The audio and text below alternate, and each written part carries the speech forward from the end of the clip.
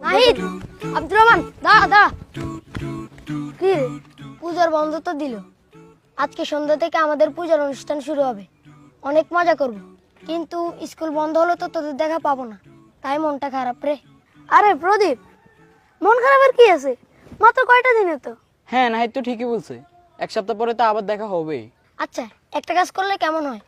পূজাতে তোদের দাওয়াত রইলো, তোরা আমাদের বাড়িতে চলে আসিস, তোদেরকে নিয়ে অনেক মজা করব। আচ্ছা তাই হবে, আমরাও যাবো তোদের পুজোতে। কি বলিস নাহিদ? আমি যেতে পারি কিনা শিউর না রে, আমার বড় ভাই মনে হয় না যেতে দিবে। আরে দিবে না কেন? তোরা তো পূজা করবি না, শুধু দেখবি। আরে দিবে দিবে, না দিলে তুই চুরি করে চলে আসিস, আমি রাস্তার মোড়ে তোর জন্য অপেক্ষা করব। আচ্ছা ঠিক আছে, তুই আমার জন্য অপেক্ষা করিস, আমি সময় মতো চলে আসবো। ওকে। নাহিদ, এত তাড়াহুড়ো করে কোথায় যাও? আমার একটা হিন্দু ক্লাসমেট আছে, আমাকে আর আব্দুর রহমানকে ওদের পূজাতে দাওয়াত দিছে। আচ্ছা আমরা সবাই যাব, মানে ওদের পূজা দেখতে যাবো আর কি। আচ্ছা নাহিদ, বলো তো পূজা কাদের উৎসব? হিন্দুদের। হিন্দুদের। মুসলমানদের উৎসব কি কি? ঈদুল ফিতর আর ঈদুল আজহা। তোমার হিন্দু বন্ধু কি কখনো আমাদের ঈদুল আজহা আসছিল? না। তাহলে তুমি কেন তাদের উৎসবে যাবা? আমরা আমাদের কোরবানিতে যে গরু জবাই করি তাকে তারা কি বলে ডাকে জানো? জি জানি, মা বলে ডাকে। ওরা জানে ওদের মাকে জবাই করা হচ্ছে, তাই ওরা কোরবানিতে আসে না। আর তুমি জানো না পূজাতে ওরা আল্লাহর সাথে শিরক করে? তাহলে তোমরা কেন সেখানে যাবা? ভাইয়া, আমরা তো পূজা করতে যাব না, প্রদীপ দাওয়াত দিছে তাই যাব। তোমরা পূজা করবে না, সিজদা করবে না, ঠিক আছে, কিন্তু যেখানে আল্লাহর নামে শিরক হয় সেখানে যদি আল্লাহ তৎক্ষণাৎ আযাব অথবা গজব নাজিল করে, তখন কে আযাব গজব দেখবে? তোমরা কি পূজা দেখতে গেছো না পূজা করতে গেছো? মনে যদি আল্লাহর আযাব অথবা গজবের ভয় না থাকে তাহলে পুজোতে যাও, নাইলে যেও না।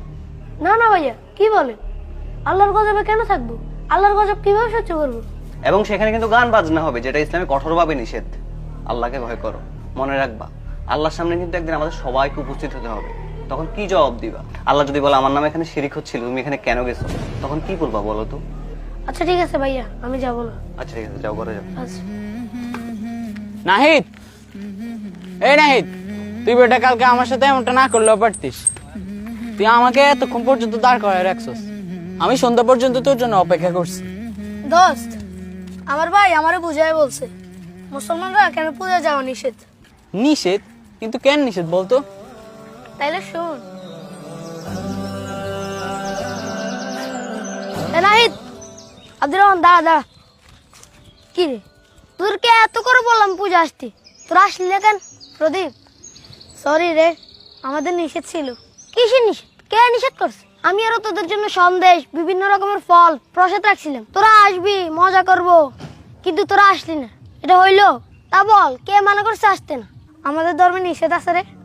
আমরা যেমন কোরবানি দিয়ে তোদের ধর্মের গুরুত্বপূর্ণ একটা পশুকে জবাই করি, এই জন্য তোরা আমাদের উৎসবে আসিস না। আর তোরাও তোদের পূজায় আমাদের প্রতিপালক আল্লাহর সাথে শিরিক করিস, এই জন্য তোদের পূজায় আমাদের যাওয়া নিষেধ। শিরিক? শিরিক আবার কি? আল্লাহর সাথে কাউকে মিলানোই হচ্ছে শিরিক।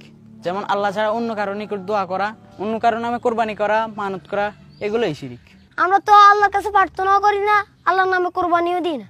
তার মানে কি তোরা আমাদের ধর্মকে হিংসা করিস? আরে না না, হিংসা করবো কেন? আল্লাহ আমাদেরকে অন্য ধর্মকে হিংসা বা পালন করাতে বাধা দিতে নিষেধ করেছে।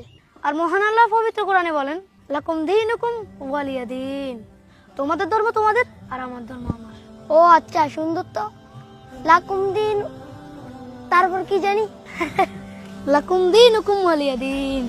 আধার হৃদয় জালো নূরের চেরা, মুছে দাও হৃদে যত কালিমা।